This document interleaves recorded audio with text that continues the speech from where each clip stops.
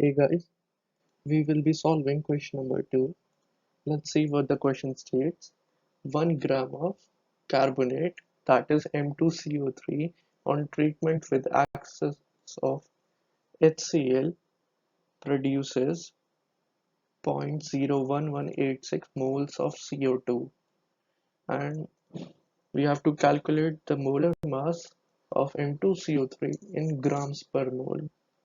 So we will start by writing the equation, that is M2CO3 plus 2 times of HCl will be giving out us 2 times of MCl plus H2O plus CO2, and we can also check that the equation is balanced.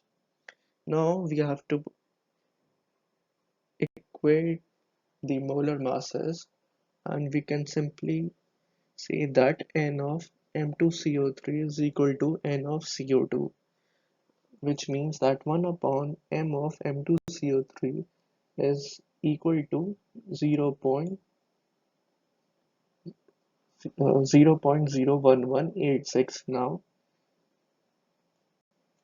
M2CO3 M of M2CO3 can be easily calculated by 1 upon 0.01186, and this simply comes out to be 84.3 grams per mole.